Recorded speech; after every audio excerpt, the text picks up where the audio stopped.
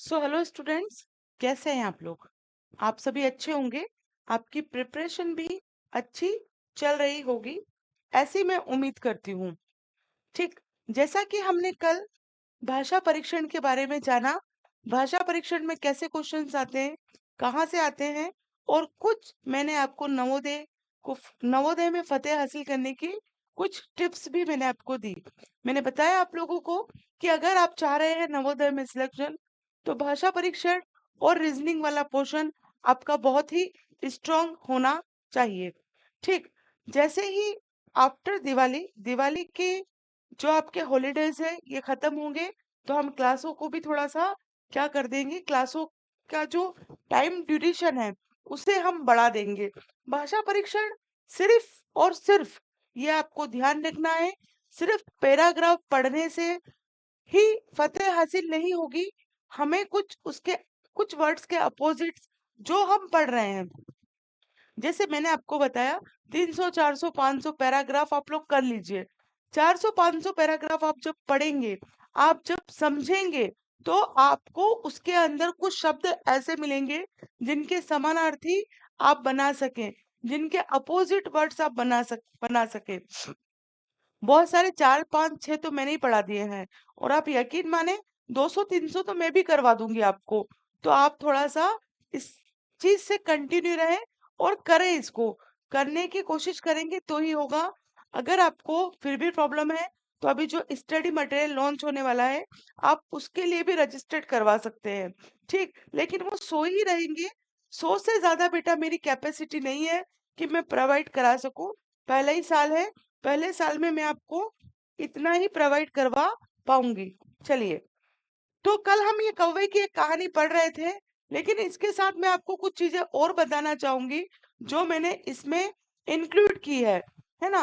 वो भी हम सीरियल वाइज पढ़ेंगे। ओके, तो देखते हैं, मैं आपको बताती हूँ। वेट करें, आप स्लाइड में मैंने उस चीजों को मेंशन किया है।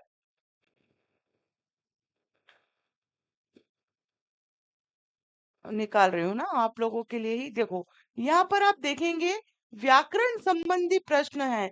जो मैं आपको इतनी देर से कल से गाना गा रही हूँ, उसी से संबंधित ये चीजें हैं। आपको ये चीजें आनी चाहिए। ठीक है, तो पहला क्वेश्चन अगर आप यहाँ पर देखें, सफल शब्द का विलोम है। The antonyms of the word is success. सफल वर्ड का जो विलोम है, मतलब कि इसका अपोजिट, सफल का कोई व्यक्ति सफल है, तो हम क्या कहेंगे? मान लीजिए मोहन एक सफल आदमी है। अगर वो असफल है तो हम क्या कहेंगे? मोहन एक असफल आदमी है। इसी का अपोजिट, जैसे छोटा का क्या होगा? छोटा है तो बड़ा, अच्छा है तो बुरा, मोटा है तो पतला। ठीक है, आ रही है आपको बात समझ? उल्टा लिखना है हमें। ठीक है, दूर है तो पास। अब आप लोग थोड़ा सा इसमें दिमाग लगाएं और सोचें कि हम और क्या क्या अपोजिट बना सकते हैं। जब हम स्कूल जाएं, पढ़ाई करें, मैडम कोई चैप्टर पढ़ा रही है, तो आप सोचें हम यहाँ से क्या वर्ड निकाल सकते हैं। अगर आप इस तरीके से सोचेंगे, इस तरीके से समझेंगे, तो आप जो ग्रामेटिकल पोर्शन है नवोदय में पूछे जाने वाला, देखो डायरेक्टली नहीं पूछता है वो, आपको पैराग्राफ देगा, उसी के अंदर से वो पूछेगा। ठीक है, उपयुक्त शीर्षक बताइए। ठीक, इस कहानी से हमें क्या शिक्षा मिलती है, ये बताइए। इस तरीके से आपको सॉल्व करना है। 5 क्वेश्चन होते हैं एक पैराग्राफ में। 4 क्वेश्चन बच्चा इजली सॉल्व करता है, इजली, बिल्कुल इजली, कोई डाउट नहीं है। लेकिन जो पांचवा होता है वही गलत करता है, और जो बच्चे इसको सही करके ले जाते हैं, उनके सिलेक्शन में चांसेस ज्यादा हो जाते हैं। अभी आपको हमने समझा दिया कि भैया ऐसे ऐसे पढ़ना है, यहाँ यहाँ से पढ़ना है। अगर टाइम नहीं मिल रहा तो आप क्लासेस अटेंड कर लीजिए, बहुत बेनिफिशियल है। तो आप ना समझे तो अब कुछ नहीं किया जा सकता। पालक ने पालक का काम कर रखा है, गुरु गुरु का काम कर रहा है, सिर्फ आपका काम बाकी है। तो अब हम बार बार इस चीज पे गाना नहीं गाएंगे, क्योंकि लेक्चर देते हैं टाइम वेस्ट होता है। आप लोग भी इसको स्किप करके वीडियो को आगे बढ़ा देते हैं, सुनते तो है ही नहीं। चलिए, तो इसका हम पूछ रहे थे सफल शब्द का विलोम क्या होगा। तो सफल शब्द का विलोम होगा असफल। सफल शब्द का विलोम मतलब कि जो अपोजिट है, एंटोनिम्स होगा, वो होगा अनसक्सेसफुल। मुझे पता है आप लोगों को ये चीज पता होगी। चलिए, अब गुण शब्द का विलोम, गुण शब्द का विलोम है ना, गुण शब्द का विलोम क्या होगा? The antonyms of the word quality. किसी में गुण है तो उसमें उसका अपोजिट होगा अवगुण, डिमेरिट। ठीक है, आप लोग मुझे कमेंट कर करके बताते जाइए। प्रशंसा शब्द का विलोम, प्रशंसा, किसी की हम प्रशंसा कर रहे हैं, है ना, किसी की हम क्या कर रहे हैं, प्रशंसा कर रहे हैं, तो इसका अपोजिट क्या होगा? निंदा, रिप्रूफ। ठीक है, हम किसी की प्रशंसा कर रहे हैं, है ना, प्रशंसा कर रहे हैं कि भैया सामने वाला व्यक्ति बहुत अच्छा है, ऐसा वैसा, और हम उसके अपोजिट में निंदा करें कि किसी काम का नहीं है, काम नहीं आता है, तो ये क्या है? हम उसकी निंदा कर रहे हैं, हम उसकी बुराई कर रहे हैं, ये है निंदा। अब निंदा और बुराई ये दोनों समानार्थी शब्द है। एक एक ही जैसा अर्थ जिसका निकले उसे हम समानार्थी कहते हैं। ठीक है, चलिए, आप सिर्फ जो पढ़ा रही हूँ उसको पढ़ लो। अगर समय नहीं मिल रहा या स्टडी मटेरियल नहीं है तो जो पढ़ा रही हूँ उसे पढ़ लीजिए आप लोग। उत्तम शब्द का, एक्सीलेंस का आपको विलोम बताना है। एक्सीलेंस का विलोम, एक्सीलेंट का विलोम क्या होगा? उत्तम शब्द का विलोम क्या होगा? उत्तम शब्द का विलोम क्या होगा? अधम, विलोम पूछा है ना। नि, निकृष्ट है ना, डिबेस्ट, श्रेष्ठ मतलब बेस्ट, और महान। तो उत्तम शब्द का एक्सीलेंट का जो होगा वो होगा महान। ठीक, सॉरी विलोम पूछा, सॉरी सॉरी, विलोम पूछा है, इसका होगा निकृष्ट। Okay, B is the correct option. चलिए आगे चलते हैं। अमृत शब्द का विलोम, सब अपोजिट बताना है आपको। अमृत शब्द का विलोम, अमृत शब्द का विलोम सोच के रखिए क्या होगा भैया। अमृत शब्द, अमृत शब्द का विलोम क्या होगा बताइए। द एंटोनिम्स ऑफ वर्ड निक्टर क्या होगा? तो अमृत शब्द, अमृत पी के जिसे हम अमृत, अमृत हो जाए, आजीवन, मरे ही ना, जीते ही जाए, जीते ही जाए, जीते ही जाए, अनंत काल तक, है ना, जब तक पृथ्वी रहे तब तक जीते ही जाए, है ना। पुराने समय में होता था ना, जो देवता होते थे वो अमृत पी जाते थे। हमारे समुद्र मंथन में से भी अमृत निकला था जिसको राक्षसों ने पिया था, है ना, विष को हमारे महादेव ने पिया था। ठीक है, चलिए, अमृत शब्द का जो विलोम होगा वो होगा पॉइजन, मतलब कि विष, मतलब कि जहर। ठीक, आप लोगों को बन रहे हैं कि नहीं बन रहे हैं क्वेश्चंस? कमेंट करके बताओ, बन रहे हैं या नहीं बन रहे हैं।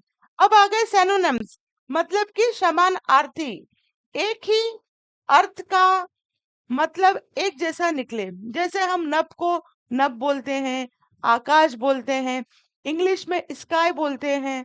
ठीक है, एक ही वर्ड्स है।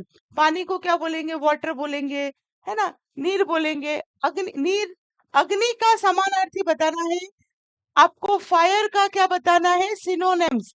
जो अग्नि का ही इनमें चारों में से एक वर्ड ऐसा है जिसका अर्थ होता है अग्नि, फायर। बताइए, चलिए करो कमेंट फटाफट। बहुत आलसी हो आप लोग, कमेंट भी नहीं करते हो, लाइक भी नहीं करते हो, पाप लगेगा पाप। जल्दी से करो सभी बच्चे, बताइए। अग्नि का समानार्थी क्या होगा? अनल, मतलब कि फायर। अग्नि का समानार्थी होगा फायर। चलिए आगे की ओर बढ़ते हैं। पृथ्वी का समानार्थी, समानार्थी मतलब उसका अर्थ वही निकलना चाहिए। ये चीजें बहुत इंपॉर्टेंट है और यही गलती करोगे आप लोग, ये भी मैं बता दूं। अभी आपको हो सकता है मेरा बोलना भाषण लग रहा है, लेकिन आप लिटरली मानिए, जब पेपर दे के आएंगे ना तो आपको मेरी बहुत याद आएगी कि मैडम चिल्ला रही थी, मैडम समझा रही थी, पर हमारे समझ में नहीं आया। चलिए, पृथ्वी का समानार्थी बताइए। सिनोनिम्स ऑफ अर्थ, पृथ्वी का समानार्थी क्या होगा? क्या आकाश होगा, धरा होगा, जलज होगा, या सागर? स्काई, अर्थ, पाउंड, सी। तो इसका जो सिनोनिम्स होगा, समानार्थी होगा, वो धरा। धरा मीन्स क्या होता है इंग्लिश में तो पता ही है आपको। धरा मीन्स वही हमारी पृथ्वी माता। चलिए, पवन का समानार्थी। पवन मतलब क्या होता है? हवा, है ना। पवन मतलब क्या होता है? हवा। तो द सिनोनिम्स ऑफ वाइंड, इसका आपको बताना है। क्या फायर होगा, क्या वाटर होगा, क्या वाइंड होगा, या आपके प्यारे बादल क्लाउड होगा? बादल, अनिल, पानी, आग। एक चीज और, आप लोग सोच रहे होंगे जैसे वाइंड को देख लिया तो आप तुरंत सी पर इसको करेक्ट कर देंगे, जो कि इसका सही ऑप्शन भी है। इसमें कोई दुविधा या डाउट नहीं है। लेकिन आप ये मत सोचो कि आपको वहां पर ये भी लिखा हुआ दिया जाएगा। क्यों? क्योंकि अगर आपने हिंदी मीडियम में फॉर्म भरा है तो पेपर पूरा हिंदी में ही आएगा, इंग्लिश उसमें इंक्लूड नहीं होगा। आपने अगर इंग्लिश मीडियम में फॉर्म दिया है, जिस मीडियम में आपने फॉर्म भरा है, मराठी, गुजराती, है ना, कुछ लैंग्वेजेस वहां पर है, वो सारी लैंग्वेजेस जिसमें आपने फॉर्म भरा है उसी लैंग्वेज का आपको फॉर्म दिया जाएगा। तो कुछ बच्चे देख के खुश ना हो कि इधर समझ में नहीं आएगा तो हम इधर देख लेंगे। ना रे बाबा, इधर नहीं देख पाओगे आप लोग। ना इधर वाले इधर देख पाएंगे, ना इधर वाले इधर देख पाएंगे। जो मीडियम है वही आप कर पाएंगे। ओके, चलिए। अच्छी लग रही हो क्लास तो लाइक कर दीजिए, ताकि मैं भी मोटिवेट होती रहूं और आप लोगों के लिए नई नई चीजें लाती रहूं। लाइक करें, कमेंट करें। बहुत से पेरेंट्स हैं जो कमेंट्स भी करते हैं, क्योंकि वो जिस हिसाब से लिखते हैं, शब्दों को लिखते हैं, तो मैं समझ जाती हूँ पेरेंट्स है ना, उच्च क्वालिटी के शब्द, है ना, मतलब अच्छा ही लिखते हैं, लेकिन वो बच्चा नहीं लिख पाता है। तो आप लोगों को बहुत बहुत धन्यवाद। शक्ति का समानार्थी शब्द क्या है? Synonyms of the power. शक्ति का समानार्थी क्या बल होगा, ओज होगा, स्फूर्ति होगा, या ऑल ऑफ द अबो? क्या होगा? तो जो शक्ति का समानार्थी होगा वो बल होगा, पावर, है ना। पावर का जो सिनोनिम्स होगा वो क्या होगा? बल होगा। चलिए 10वें नंबर के क्वेश्चन की ओर चलते हैं। सूर्य का समानार्थी शब्द, द मून, सन, पाउंड, या फिर द मून, है ना। चंद्र, भानु, जलज, शशि। चंद्र, भानु, जलज, शशि। जल्दी से कमेंट कीजिए। चंद्र, भानु, जलज, शशि। फटाफट कमेंट करो, तुरंत कमेंट करो, करिए जल्दी से। यूं यूं यूं यूं कमेंट करो, यूं यूं। चलिए, इसका जो सही ऑप्शन होगा वो होगा बी, भानु, द सन। ठीक है। 9 2 11 होना, हो सकता है किसी किसी पैराग्राफ में मुहावरे, लोकोक्तियां या कोई सेंटेंस दिया हो जिसका अर्थ हमें पता होना चाहिए। जैसे गुदड़ी का लाल होना, 9 2 11 होना, है ना, अंधे की लाठी। तो इनके मीनिंग्स भी आपको पता होना चाहिए। 9 2 11 होने का मतलब क्या होता है? हम बोलते हैं ना, हम तो इसमें तो ऐसे ऐसे बात कर रहा था, वो 9 2 11 हो गया।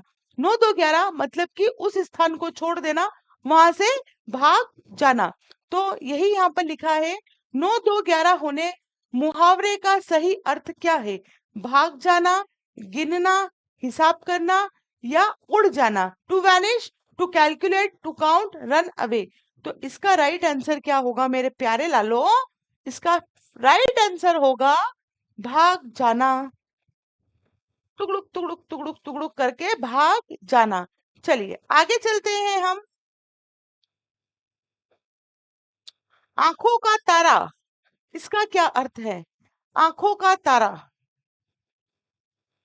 आंखों का तारा। जैसे मम्मी घर में रहती है या कोई भी, तो अपन बोलते नहीं तो आपके आंख का तारा है। 2 3 भाई बहन होते तो लड़ते हैं आपस में कि ये आपके आंख का तारा है, हम नहीं है। तो आंखों का तारा होना, हालांकि माँ बाप के लिए सभी संतानें बराबर होती है, लेकिन आप लोग बच्चों, तो आपका तो अधिकार है लड़ने का, है ना, बिना मतलब बिना वजह, लोकल भाषा में बोलूं तो माथाफोड़ी करने का, कि इसको तो 10 रुपए दिए, मुझको तो 5 ही दिए, है ना। हो सकता है उसमें माता को पता हो कि कल इसको 10 दिए थे, आज इसको दे दें, पर आप लोग तो करेंगे ना, जन्म सिद्ध अधिकार है। तो आंखों का तारा होने का मतलब होता है बहुत प्रिय होना। कोई चीज हमें क्या होना, कोई व्यक्ति विशेष हमें बहुत प्रिय होना। तो इसका जो अर्थ होगा वो होगा बहुत प्रिय होना, है ना। ना ही आंखों में तारा, ना ही आंखों में चमक, ना ही आंखों में दर्द। मैं फिर कह रही हूँ, ये जो पोर्शन हम ग्रामेटिकल पोर्शन पढ़ रहे हैं, ये पॉइंट ऑफ एग्जाम की आप उसे पॉइंट से देखें तो ये बहुत ही इम्पोर्टेंट है, बहुत ज्यादा इम्पोर्टेंट है। और एग्जाम में हर हाल में यहाँ से क्वेश्चन आएंगे। और जब आप एग्जाम हॉल में बैठेंगे तो आपको मेरी कही हुई एक एक बात ध्यान में आएंगी और आप कहेंगे मैडम इज राइट, मैडम सही है। चलिए, अब बताइए जल शब्द का पर्यायवाची। जल शब्द का पर्यायवाची। अच्छा, एक चीज और ध्यान रखना, यहाँ पूछा जा रहा है जल्द शब्द का पर्यायवाची नहीं है। The word water is not synonyms as. इसमें जो दिया हुआ है, इसमें से जल वाक्य का पर्यायवाची नहीं है। देखो, नीर मतलब वाटर, जल शब्द ही होता है, पानी भी जल, सलिल भी जल। लेकिन जो नहीं है वो है पावक, क्योंकि पावक का अर्थ होता है अग्नि, फायर, आग। तो यह जल शब्द का क्या होगा, पर्यायवाची नहीं होगा। चलिए, जो प्रतिदिन होता है उसे हम क्या कहते हैं? जो प्रतिदिन होता है उसे हम क्या कहेंगे? जो डेली डेली हम बोलते हैं ना, ये हमारी डेली रूटीन है, प्रतिदिन, प्रतिदिन होता है उसे हम क्या कहेंगे? तो उसे या तो दैनिक कहेंगे, या मासिक कहेंगे, या ईयरली कहेंगे, या साप्ताहिक कहेंगे। तो जो डेली होता है, देखो, जो मंथ में हो उसे मासिक, जो सालों में हो उसे ईयरली, जो सप्ताह में हो, 7 दिन में एक बार हो, उसे वीकली। है ना, आपके स्कूल में भी होते होंगे वीकली स्पोर्ट्स डे होते होंगे, या किसी के स्कूल में डेली होते होंगे, किसी के स्कूल में मासिक होते होंगे, और किसी के स्कूल में ईयरली होते होंगे। तो जो दैनिक हो, डेली हो, उसे हम बोलते हैं दैनिक। Right answer is a. Understood what I से? चलिए आगे चलते हैं।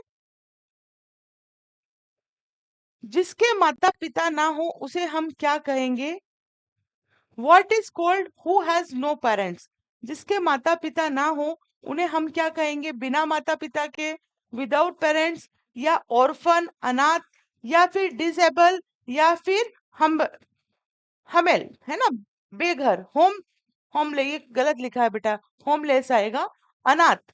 तो उसके लिए जिसके माता पिता नहीं होते उन्हें हम ऑर्फन चाइल्ड कहते हैं। आपने अपनी ईवीएस की बुक में पढ़ा भी होगा, पर्यावरण के अंतर्गत आपने इस चीज का अध्ययन बुक के अंदर टेक्स्ट बुक में किया होगा। तो इसे हम कहते हैं ऑर्फन। मैं फिर कह रही हूँ, आज जब आप स्कूल में जाएं, है ना, नाइट में होगा, कल आप स्कूल में जाएं, टीचर आपको कुछ भी पढ़ाए, तो कुछ शब्द आपको ऐसे छांटने हैं कि भैया ये शब्द का, जैसे मैडम बोल रही है ये बहुत अच्छा लड़का है, अब इसमें अच्छा क्या है?